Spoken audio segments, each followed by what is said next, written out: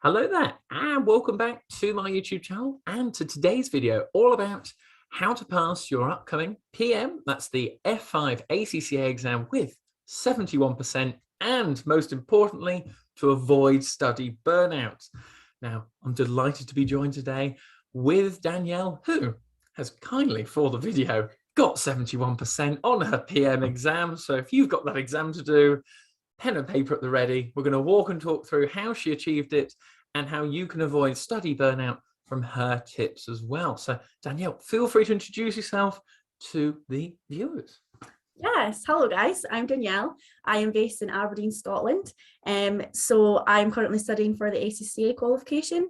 I am at the applied skills level, as James has said. I've done PM with 71%, FR, law, studying tax for exam in June. So a bit of background of how I came across James. So my first ever exam actually was PM and it was in December. So I came across James's YouTube channel in about September. And it's been the best thing to get me through my ACCA journey for sure. Hearing everyone else, all the other students, how they're getting on, and has definitely given some great tips. So hopefully I can share my tips and tricks as to how I succeeded in PM. Everyone's going to think I told you to say that now. But no, honestly, that it wasn't scripted for sure. Oh, it's very sweet of you, Danielle. I really appreciate that. But unfortunately, the viewers are wanting to know, how on earth did you get 71%, and what was your sort of story going through PM, and how maybe burnout was brought into that? So walk and talk us through, how did it all go from the process? So I studied PM with Kaplan, the learning provider. Now, if you have the opportunity to study with learning provider, I definitely recommend Kaplan. They've been great, really supportive, especially their study materials. So so I studied with Kaplan through live online. So basically a little background on what that is. You have a tutor that speaks to you basically through a screen from 9:30 until 4:30. You can actually do weekends and afternoons and evenings, so it splits it up, but that's how I studied. So that's how I learned all the content. So I started with 10 weeks of the learning phase, and then I had 3 weeks of revision. So I definitely recommend ACCA have a tool called Compass, and you can basically type in the amount of weeks that you have until the exam, and ACCA will tell you, okay, so based on that period of time, you should have 10 weeks studying, 3 weeks revising basically. So that was how I learned. And then come the revision stage. Now, leading up to the revision stage as well, I made sure to dedicate 3 weekday evenings and then two field days at the weekends. And I would just go through the chapters, attempt the questions in the study text. So there's a study text and an exam kit. Exam kit's obviously based on exam questions. Study text is almost little scenarios based on the section within the chapter. So that's what I did. So from the get-go, I felt like I was very full on with PM. It was my first applied skills exam. I'd watched a lot of videos by James and everyone and other students' experience with ACCA. So obviously, you know, when it's your first exam, applied skills exam, it is quite stressful. So I felt like through the study phase, and probably about my first week of my revision phase, I just put way too much pressure on myself and I completely burnt myself out. And it came to a week before my exam and I was so unmotivated, I can't even explain it. I was like, I don't want to do it. I was just so stressed, etc. So and I just think I pushed myself too much in the beginning, and I forgot about that study life balance, a social aspect as well, and it's so important. I can't stress it to you enough. Just sometimes, especially if I've been working through the day and then studying, even just some evenings and the weekends, it's okay not to study at all, because you have to do it for your mental health for one, and that's okay. And I think I learned with that exam that it's okay not to feel guilty if you're not studying in an evening, if for whatever reason. It's fine. It's just life gets in the way. Do you know what I mean? And your body usually tells you, doesn't it? Or if your mind's a bit warped from staring at the screen, working all day, or you just can't quite focus, and even just going for a little walk around the block, we've all been there, where you think, oh, if I'm walking, I'm not studying, so that means I'm not being productive on it. But it's all about those hours that you're actually properly concentrating, and it's actually being digested in, that is going to really add value and to help you out for your examination on that. Exactly. I mean, so you had 3 weeks of of question practice going into it, 10 weeks of sort of tuition, so about 3 months in total on there. It comes down to the exam day. You've got sections A, B, and C. Walk and talk us through. What was your approach? How did they go? Topic areas. The floor is yours, Danielle. Yes. So my approach was, well, firstly, how did I be familiar with his approach? So I actually signed up to the ACCA webinars, and I know some students have mentioned this in your channel previously, and they're very, very handy, especially if this is your first ACCA applied skills exam or first exam in general and you don't have a clue what to expect. These are great. So anyway, Steve Willis, he's a PM expert tutor. He was actually there was a mock exam, and he was basically going through the mock exam, and the first thing that he spoke about was the exam technique, because he said those students that marginally fail, the 9 times out of 10, the reason why is because of their exam technique, and exam technique is crucial for these exams because you're limited with time. You've only got 3 hours and you've got all these questions to answer. So Steve's approach, which has really done me well, is to base it on section C first with PM. Now with PM, you could be answered with get a question on anything across syllabus. Some other of the applied skills subjects like FR, you're going to be given a prepare, consolidated, or interpret. So you know that. In PM, there's none of that. It could be anything, completely anything, to relevant costing, to budgeting, etc. Everything on it, yeah. Yes. So in my opinion, I would start with the hardest section first, which for me was going to be section C, because I had no idea I was going to have to answer 2 20-mark questions on a topic I didn't know going into the exam. So that was my technique. Now, Kaplan actually say try and work to 1.8 minutes per mark, which is a fine approach, and that equates to, I think, 36 minutes per section C question. Yeah. Now, Steve's approach actually was maybe just take a wee bit of time away from that and do 1.6 minutes per approach, and that equates to 34 minutes per section C question. So if you do that, it means you'll have about 10 minutes at the end to go over everything, and go over any of your flagged questions in section A and section B, or even go back to your section C question. If you've done your section C initially and you can't remember something, and then you think, oh, I don't have any time to waste, I'll go in section A and section B, and then in that 10 minutes you might remember something. So so section C, I did section C first, then I did section A, and then I did section B, and that was Steve's recommendation, and that worked really well for me. But equally as well, you can still do the 1.8 minutes per mark, whatever suits you. But definitely in the lead up to it, time yourself. I can't stress that enough, because when I first started doing it, I couldn't believe how quick the time goes. It's not until you practice the time that you realize how long these questions actually are, and they're going to take you. So completely agree. And the other thing, just to add to that, is remember that section C is marked by a person. Yes. So any small little details, that can be those extra 1 mark, whereas sections A and B, you've got to be so focused, units, different metrics, decimals, all the rest of it, because if you get it wrong, it's wrong on there. You put the wrong option, you misread the question, wrong, I'm afraid. And there's so many silly marks that are thrown away on there. Sorry, I forgot to mention actually what I did in my section C. So my section C was a budget question and a balanced scorecard question. Now, on the interpretation of the balanced scorecard, this is emphasized by Kaplan a lot, and also ACCA. They talk about leave plenty white space, force the marker to make you tick. If you in the balanced scorecard approach, you write this massive paragraph, it can be quite tricky for the examiner to give you some marks. Whereas if you deliberately leave 1 or 2 spaces between each point, you're forcing them to give ticks, and that's what I did, and I think that's what really helped get the score I did. So I completely agree. So just in essence, so we're crystal clear, what most students do is they just write a full-on 1-page massive paragraph, when in actual fact what you should do is, here you go, James, there's 3 lines here, leave a gap, 3 lines here, leave a gap. So the marker sees it and goes, right, I've got 6 paragraphs here, how many good points are in each one? And you've got a much better chance of picking up on those extra marks that, as you know, Danielle, can be the difference of a pass or a fail on there. Yes. That's did you use any of the free resources on ACCA's website? I always recommend examiners reports, technical articles, some of the summaries. What did you use on top of the question practice? Yes, so the examiner reports I used, definitely. They are a great resource. Now, basically, in summary, they obviously just go through the exam, you know, what students did well in, what students didn't not so well in. And for example, they will give you within section A, you know, this question wasn't really well answered, and they will go through it. They do it similarly with section B, and then they also say section C. Now, what's really good is they'll say within each section, students perform poorly in this topic. Now, 9 times out of 10, if they find students aren't performing well on a certain topic, they will test it until they are. That can give you a good insight as to, oh, this topic might come up. For example, I despise relevant costing in PM.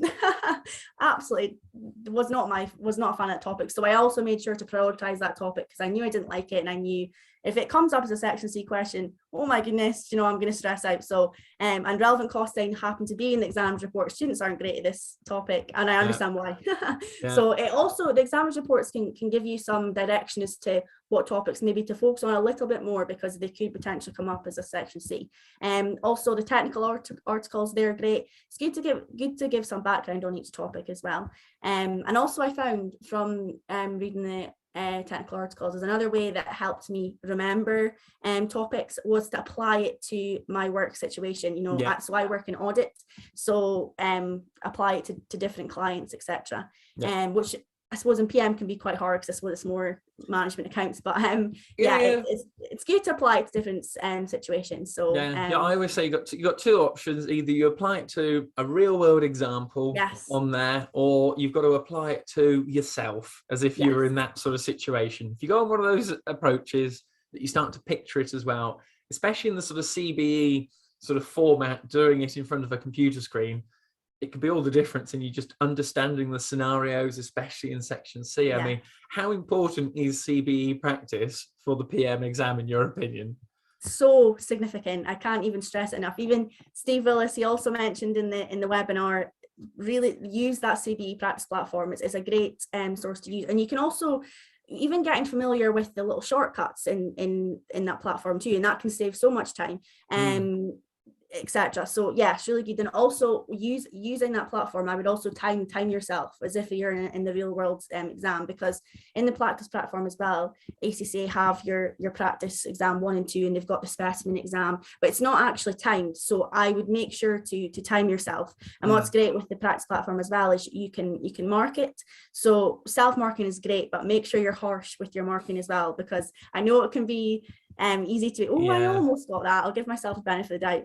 No, don't do that. I think of the worst case scenario, and it will force you to practice it more. And it puts in perspective where you're at in terms of the standard. And I always say to students who get in touch with me, just there going, imagine opening up your phone, your emails on that exam day and getting 47, 48, or the dreaded 49. And you go, if only I was a bit more detailed and a bit more harsh on myself, that could have been just those extra few marks on there. But are there any other sort of areas of tips for PM that we've walked through the exam and a few other areas? What sort of springs to mind that would be fundamental if you had to do the PM exam again? Again, well, for me, and this has served me well, honestly, just question practice, I would say. Just go through as many questions as you can. Try to cover all bases as well. Try to go within each topic and attempt, you know, at least maybe minimum 2 section C questions on that topic across the board. At least you've covered all bases. And that should also help you feel more confident going to the exam. Another tip that I did that really helps me. Now, I understand some people would, I think their thought process, if I don't know it now, I never will. But for my exam, I've done all my exams in a centre. So I would arrive at the centre an hour beforehand, which I would recommend doing so that you're in plenty time.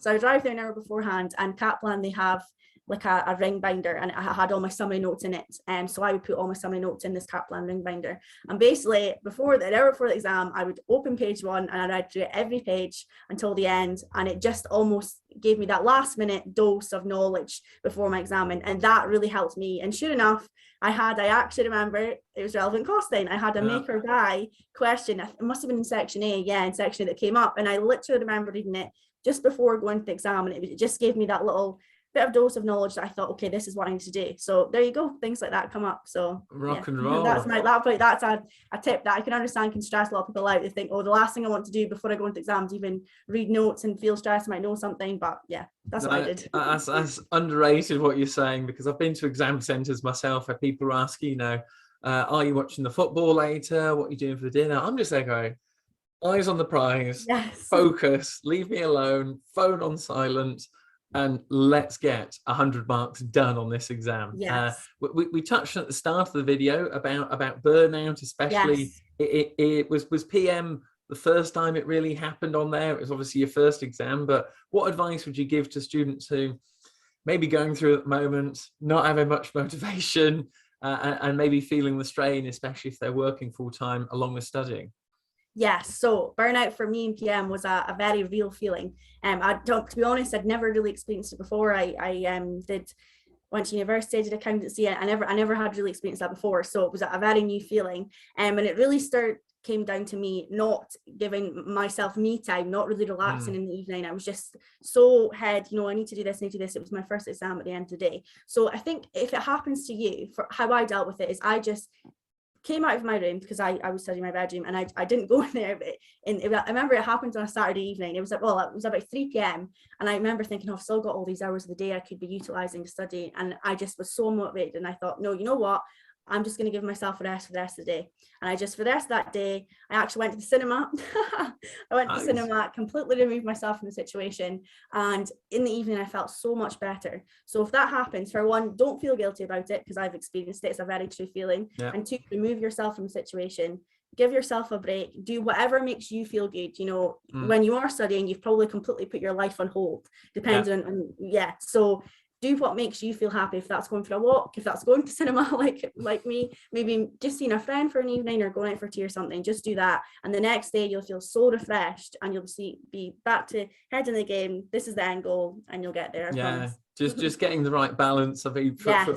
Arcing back to the days of when I was studying, you just say going, you got bad eating habits as well. You're just eating snacky foods, and the other things of not hydrating yourself, not going maybe to the gym, or even just getting in your steps. All these things make such a difference on there, because the days of just being sat down at a desk for 6 hours non-stop, think about how much quality time and quality revision time is actually being processed and absorbed into your mind. Because I think there's studies out there that say that we've only got actually 2 to 3 hours a day of proper effective learning time. So work out when those 2 to 3 hour window is for you.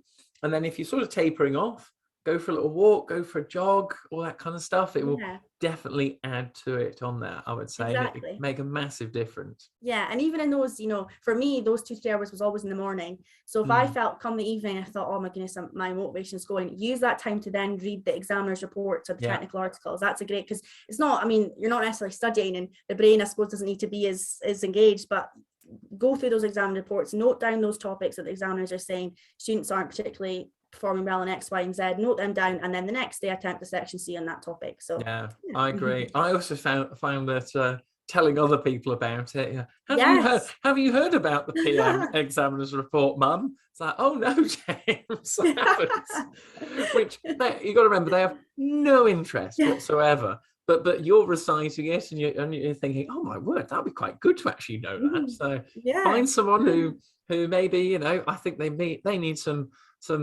juice in their life, and giving them some PM examiners knowledge, I think could help them out on that. Even take your dog out for a walk and teach him some PM. I'm sure he'll appreciate it.